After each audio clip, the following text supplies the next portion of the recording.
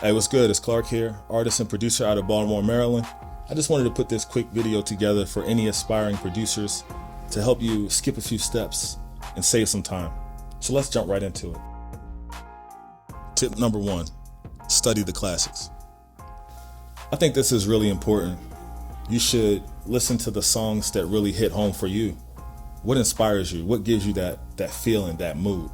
It's not necessarily about being the most technical, because in hip hop, a lot of times, less is actually more. So for me, I remember the first time I heard Quiet Storm by Mobb Deep. It was something about that string selection and that bass line and those drums, but also the vocal arrangement as well. It's the real hip hop. So for me, I tried to dissect that song, the beat, but also the vocals, and just try to think like, why does this really hit home for me? And then integrate some of what I learned into my own production. Maybe you like trap music. Is it the 808s, the low end that really hits home for you? Or is it the hi-hat pattern and the snares, the tops? But also listen to the vocals as well. When you think about Lil Baby, he actually rides the beat and he rides the hi-hat pattern very well, almost as if he's an instrument. And this really goes in line with what my homie O said. The artist is actually an instrument as well. Things contribute to the human body. That drum, that drum is that rhythm. That's that heartbeat. Right. That's your blood pumping.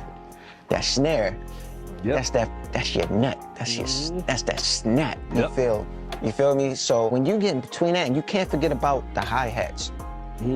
That's the rhythm.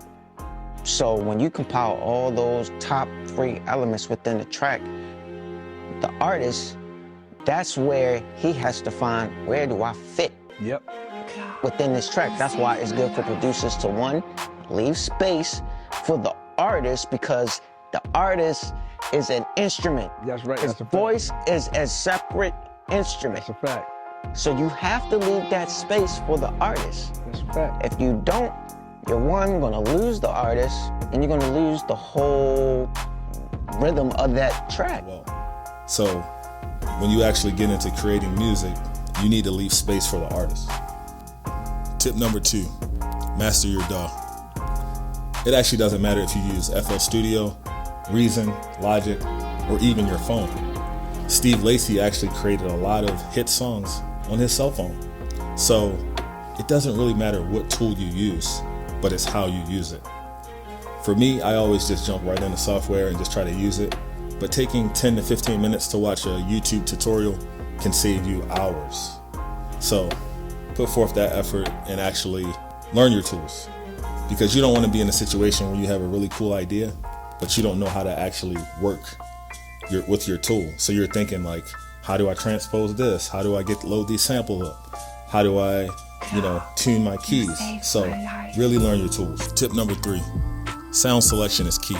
One of the most important things in music production is actually the quality of the sounds that you're using. You can't really EQ your way out of bad drums. You can't put enough plugins on a bad key or lead to make it sound good. Garbage in, garbage out. Trash in, trash out. So you don't necessarily have to have the most expensive instruments or the most expensive plugins to get a good sound.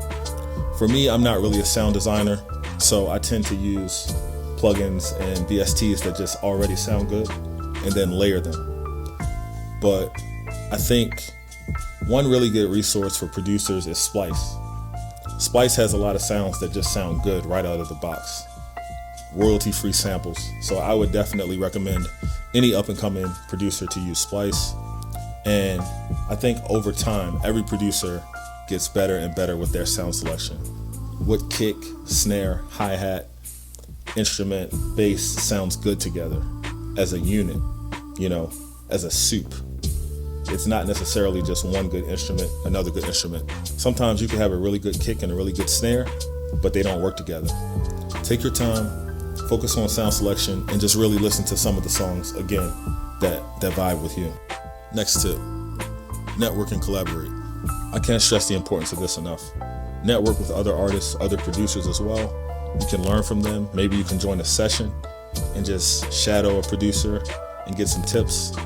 You know, maybe you can work with an up and coming artist. And I would say, you know, if you take one thing away from this video, the most important thing when it comes to a creative, because we're all artists, we're all very sensitive and emotional about what we create, about what we put out into the world.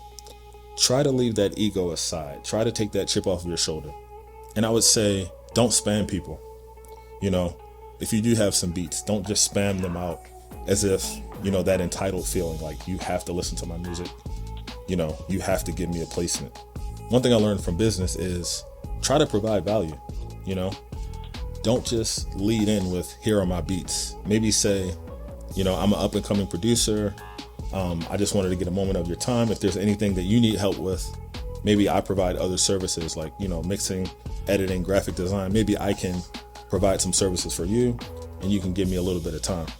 Because even if it's 5 minutes that I'm spending listening to your music, that's 5 minutes that I could be using doing something else, because time is the most important currency that we have. And tip number 5, stay updated, but be yourself. So, you know, the music industry definitely rides trends. It rides waves. I had an A&R tell me one time, I like your music and I like your sounds, but if you really want to get placements, you have to do what everyone else is doing. And he wasn't wrong. Think about it. It's the music business. It's actually a business. What happens with any other business? Think about Nike. They make a shoe. What does Adidas, Puma, and all these other brands do? They copy it. You know, Folgers comes out with a type of coffee. What do the other coffee brands do? They copy it. Trends happen.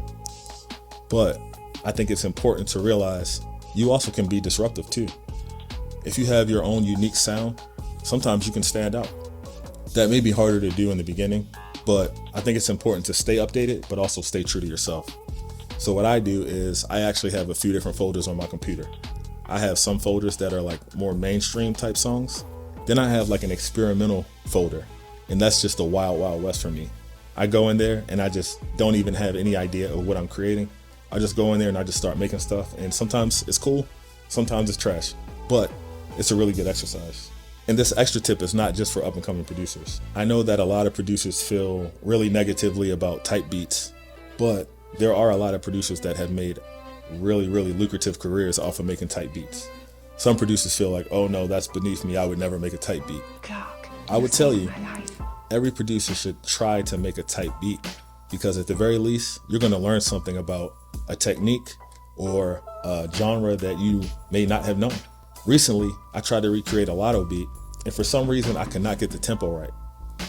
And then I realized I normally work with a 4/4 time signature, but a lot of modern trap music is using a 5/4 time signature, and it just feels different. So I added that to my workflow, and I really like how some of the new stuff is sounding. Always test, always try new things. I hope those 5 tips really help you out. Hit me up. If you enjoyed this video, please drop a like and a subscribe, turn on notifications, and let me know in the comments what other things could help an up and coming producer. Thanks for watching, and I'll see y'all soon.